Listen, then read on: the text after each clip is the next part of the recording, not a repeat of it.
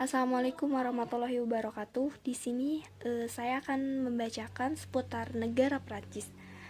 Jadi negara Prancis ini dikenal dengan sebutan negeri mode dunia. Ibu kota Prancis adalah Paris yang disebut kota cahaya.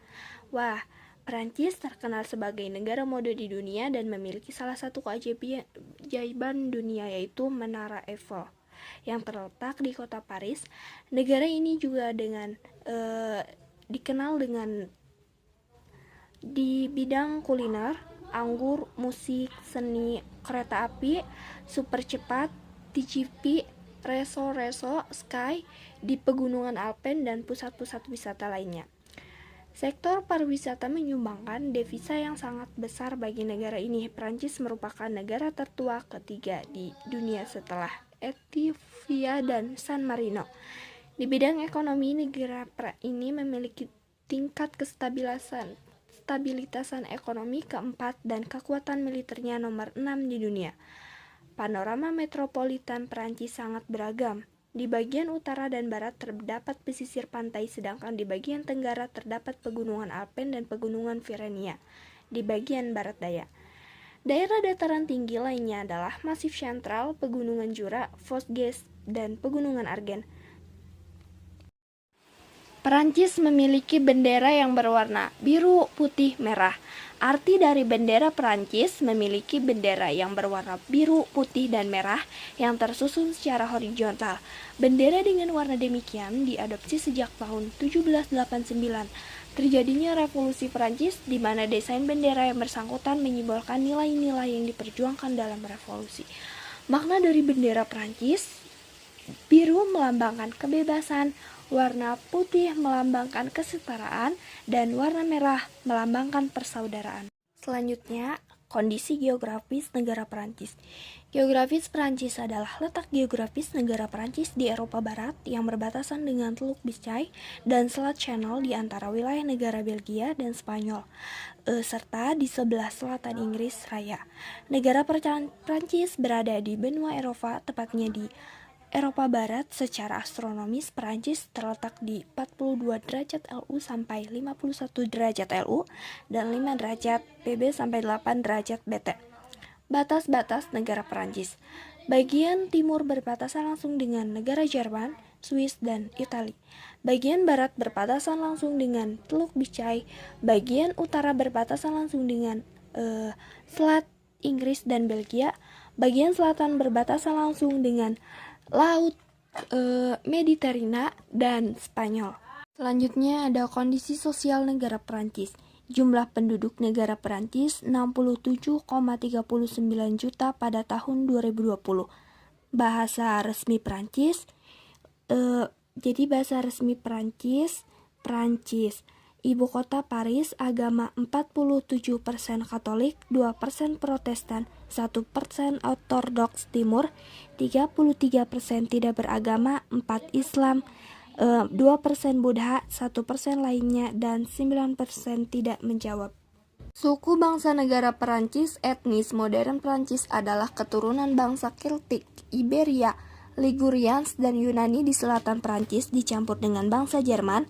Tiba diakhiri kekaisaran Romawi seperti Frank dan Burgundy, beberapa Moor dan Saracen, dan beberapa Viking yang dicampur dengan Normandia dan menetap terutama di Normandia pada abad 9. Selanjutnya ada kondisi ekonomi negara Perancis. Seperti di setiap negara, beberapa daerah memiliki tingkat pengangguran yang sangat tinggi karena jaminan sosial, pengangguran, dan tunjangan sistem kesejahteraan lainnya tidak terbatas dan didasarkan pada memiliki pekerjaan pada satu titik. Keluarga tanpa pendapatan yang dibayar tidak mendapat manfaat dari sistem jaminan sosial Perancis yang biasanya murah hati. Selain itu, jumlah dan durasi didasarkan pada lama kerja dan kontrak kerja tertentu. Yang selanjutnya merugikan imigran tidak tertampil di banlieues. GDP negara Perancis 2,603 triliun US dollar pada tahun 2020 di bidang ekonomi. Perancis merupakan negara maju yang memiliki produk domestik bruto nominal yang tinggi, yaitu sebesar US 2,856 triliun dengan pertumbuhan PDB sekitar 2,3% pada tahun 2017.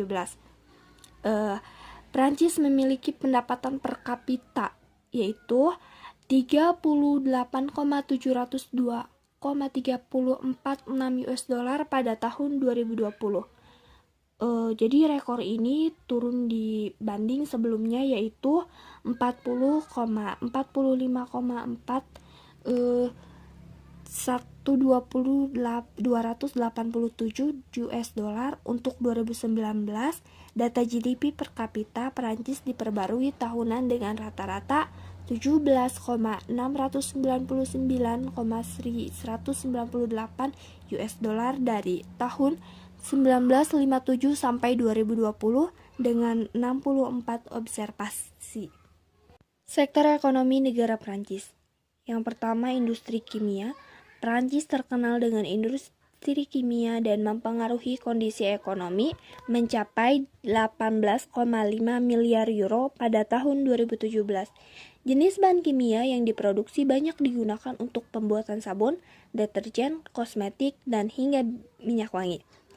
Yang selanjutnya yaitu pariwisata. Di bawah industri kimia, perekonomian negara Prancis berkembang karena sektor pariwisata.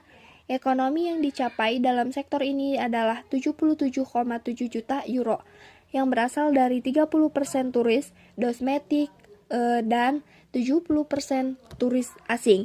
Yang selanjutnya yaitu Sofia Antipolis. Menuju pada sektor ketiga yang memengaruhi ekonomi negara Prancis adalah Sofia Antipolis. Yang selanjutnya yaitu Passion Prancis. Prancis juga memiliki sektor passion yang membantu meningkatkan perekonomian negara. Aspek budaya dan sosial yang terbentuk membuat passion menjadi aspek penting dalam ekonomi yang didapatkan sejak abad ke-15 dan mencapai puncak gemilang di abad ke-17 hingga saat ini. Wah, negara Prancis. Bentuk kerjasama negara Prancis dengan negara Indonesia. 1. Kedua negara menjalin hubungan diplomatik. 2. Kedua negara menjalin hubungan ekonomi dengan melakukan ekspor dan import. Barang-barang yang diperdagangkan adalah ekspor Indonesia adalah bekicot, ikan, dan lada, sedangkan import Indonesia adalah pakaian, parfum, mobil, dan lain-lain.